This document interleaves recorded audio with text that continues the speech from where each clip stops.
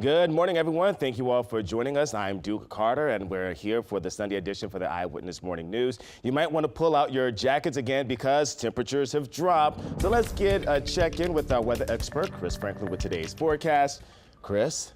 Duke? I had to do a U-turn when I walked out the front door this morning because I was like, this is not You gonna were work not for ready? me. I wasn't ready. I didn't have my tank top on. Oh, well, that's good. So no tank top this morning. No tank top on That's this morning. encouraging. Very encouraging. However, I had a polo shirt on. No.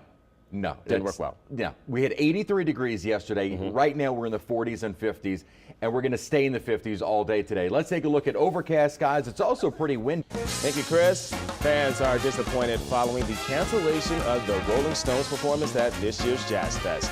Organizers announced the cancellation yesterday morning via Twitter after the band's leading man, Mick Jagger, had to seek medical treatment. They've also postponed their tour across the U.S. and Canada, and back in January, thousands of fans stood in line for hours, excited about a chance to buy tickets and see the Stones in person.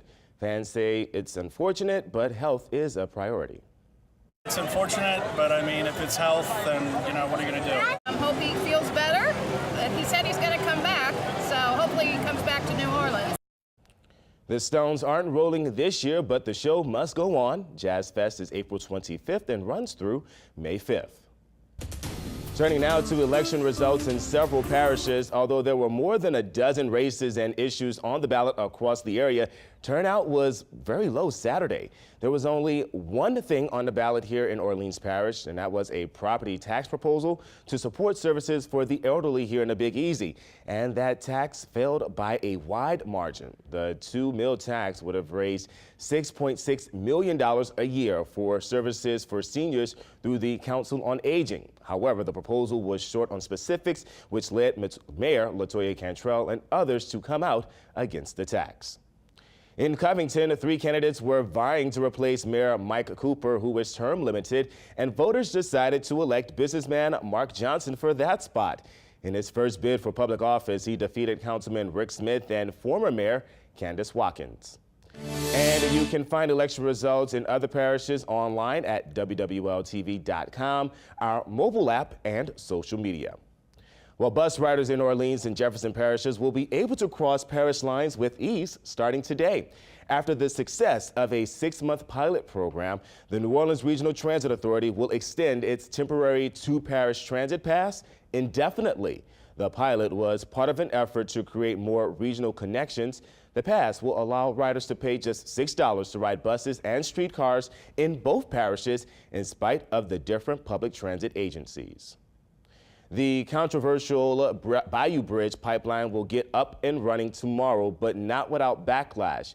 Those in support of the pipeline tell us it's the safest way to transport oil throughout the state. Randy Hayden with Louisiana's For Energy say the pipeline will provide funds for roads and bridges, but environmentalists say it's a dated idea that could do more harm than good. The oil industry is acting as if it's still the 1950s, when perhaps these pipelines were something that we needed. But everybody in Louisiana ought to know that we already have over 100,000 miles of pipeline. We don't need any more. Our state is sinking. The coast has been destroyed by the oil industry. The 163-mile oil line will run through 11 parishes, including St. James Parish, and cut through the Atchafalaya Basin. Again, the pipeline will be in service Monday. Welcome back. Time now 6:10. Imagine living your life with a gene that doesn't allow you to feel anything. That includes physical pain and certain emotions. Joe Cameron from England is only one of 2 people in the world born with a rare genetic mutation that blocks pain. According to the BBC, doctors did not believe Cameron when she said she would not need any painkillers after surgery.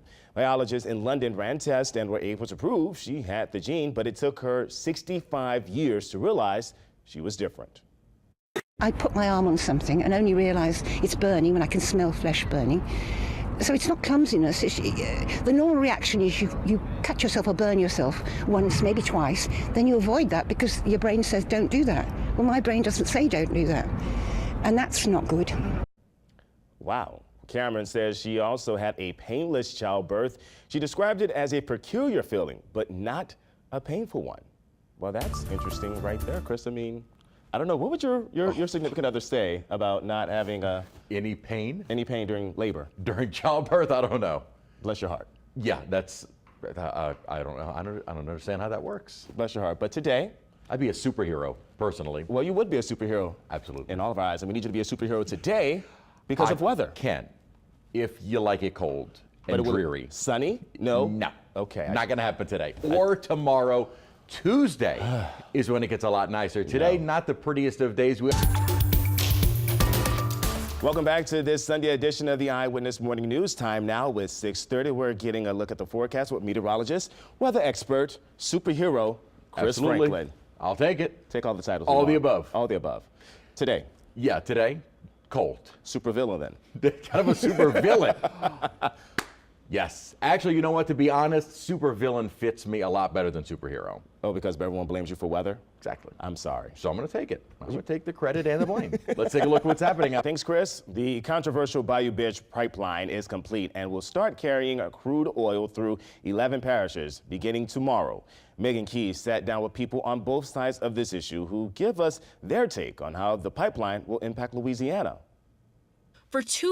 Presidential candidates are weighing in after former Vice President Joe Biden was accused of kissing and touching a woman inappropriately. Massachusetts Senator Elizabeth Warren says she believes Lucy Flores, who says Biden kissed her for moments before she was to speak at a rally for her lieutenant governor campaign in 2014. Biden spokesperson Bill Russo says he doesn't recall Flores' allegations. Warren joins other candidates in saying Biden needs to make a statement or else it could hurt his campaign if he does decide to run for president. Biden has been weighing a run for president in 2020, but has yet to announce his decision. A teen is now dead after knocking on the wrong apartment door. Southwest Atlanta police say 19-year-old Omarion Banks thought he was knocking on his girlfriend's apartment door before noticing her apartment was just a few doors down.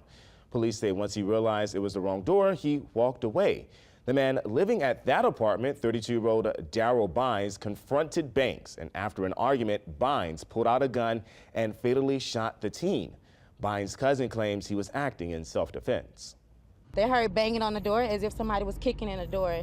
The door opened, and that's when Daryl got up to go protect his family, and that's when whatever happened took place. He's an innocent father. He has 5 kids. He was literally protecting his family. Their truck has been stolen this week. Right now, that's all they're trying to do is protect their family. Detectives say the 19-year-old had recently moved in or started staying with his girlfriend. At least 4 people are dead following a huge protest along Gaza's border with Israel. Protests have been taking place there for a year, and an estimated 40,000 people turned out for the first anniversary. Yesterday's demonstration comes just a week before crucial Israeli elections. Seth Dwayne reports from Gaza City. Time now 6:40. New Orleans has a rich culinary history, but it also played a big part in the evolution of the cocktail.